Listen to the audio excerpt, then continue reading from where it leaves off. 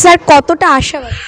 দেখুন, ময়দানে যখন নেমেছি আশাবাদী তো অবশ্যই, শুধু আশাবাদী না, আমরা জিতছি এটা ধরে রাখবেন। স্যার আপনারা বলেন আপনারা তৃণমূলকে সরাতে চান, তাহলে যারা দুর্নীতি করলো তারা কি করে ছাড়া পেয়ে গেল? দেখুন, বিষয়টা দুর্নীতিগ্রস্ত তৃণমূল, আর তৃণমূলই দুর্নীতিগ্রস্ত। দুর্নীতির সঙ্গে তৃণমূলের যেমন যোগ আছে, তেমন তৃণমূলের সঙ্গে দুর্নীতিরও যোগ আছে। এটা আপনাকে আগে ভাবতে হবে। সেটা সাধারণ মানুষ জেনে গেছে যে কারা কোন অবস্থানে আছে। স্যার জনগণের উন্নয়নের জন্য আপনি কি নতুনত্ব পরিকল্পনা করেছেন এলাকার জন্য? দেখুন, প্রথমত এলাকায় মহিলাদেরকে যে সুরক্ষা দেওয়া, মাননীয় মুখ্যমন্ত্রী বলেছেন 8টার পরে মহিলারা বেরোবেন না। আমরা আশ্বাস দিচ্ছি রাত 12টায় কেন, যখন খুশি তারা বেরোবে, যখন খুশি তারা রাস্তায়, তাদের প্রতি কোনো রকম কোনো টোন টিটকারি কোনো রকম অসুবিধে নেই। এই আশ্বাসটা আমরা মহিলা দেব। আমরা স্বাধীন ভারতবর্ষ করি, স্বাধীন ভারতবর্ষ অধিকার সবার আছে। রাত 12টা 1টা 2টোয় ঘোরার অধিকারও সবার আছে। যদি পুরুষেরা ঘুরতে, মহিলারাও ঘুরতে পারবে। আপনি যখন নারী নিরাপত্তার কথা স্যার তখন বলি অভয়ার মা কি সুবিচার, অভয়া সুবিচার?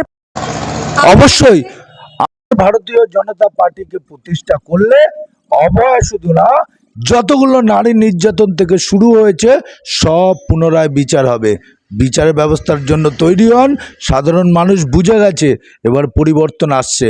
আমি হাড়োয়াবাসীকে বলবো, একবার আমাদের বিজেপিকে ক্ষমতায় এনে দেখুন যে পরিবর্তনের কি।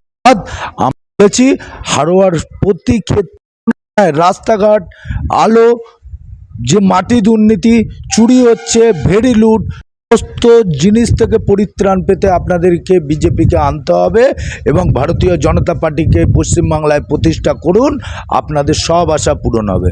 স্যার এই বর্তমান সময়ে দাঁড়িয়ে সব থেকে বড় সমস্যা যেটা, সারা দেশের ভিতরে প্রায় 90,000-এরও বেশি স্কুল বন্ধ, মানে এক কথায় বলতে গেলে একটা শিক্ষা ব্যবস্থার বিশালভাবে ক্ষতিগ্রস্ত হচ্ছে। এবং আর একটা ক্ষতিগ্রস্ত যেটা হচ্ছে বেকারত্ব।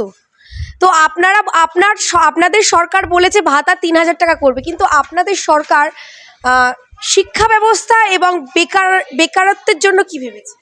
দেখুন, প্রথমত বলি, ভারতবর্ষ শুধু পশ্চিমবাংলা নিয়ে গঠিত নয়। আপনারা অন্য অন্য রাজ্যে গেলে দেখতে পাবেন সেখানে বেকারত্বের সংখ্যা অনেক কম, শিক্ষার হারটা কতটুকু। আজকে পশ্চিমবাংলার বুকে মাননীয়া দিদি যে বলছেন, ওনার নেতা নেত্রীদের ছেলেমেয়েরা দেখুন বড় প্রাইভেট স্কুলে পড়ছে, কিন্তু একটা সাধারণ মানুষ ঘরের লোকজন তারা হচ্ছে গিয়ে সরকারি স্কুলের যা পরিস্থিতি, সরকারি স্কুলের যা পরিণতি, শিক্ষা ব্যবস্থার যে হাল, সেই হালকে উদ্ধার করতে ভারতীয় জনতা পার্টিকে প্রতিষ্ঠা করতে হবে। ভারতীয় জনতা পার্টি যেটা কথা দেয় সেই কথাটা রাখ। আমরা ভারতীয় জনতা পার্টি বলছে পুনরায় পশ্চিমবাংলার বুকে শিক্ষা করব এবং করছি। আগামী দিনে দেখতে পাবেন। ভারতীয় জনতা পার্টিকে ভোট দিয়ে আপনারা জয়যুক্ত করুন। আপনাদের যে সমস্যা, যে অঙ্গীকার আমরা করেছি, সেই অঙ্গীকার আমরা রাখতে আপনাদের কাছে অবশ্যই থাকবো। ধন্যবাদ স্যার। Sir thank you.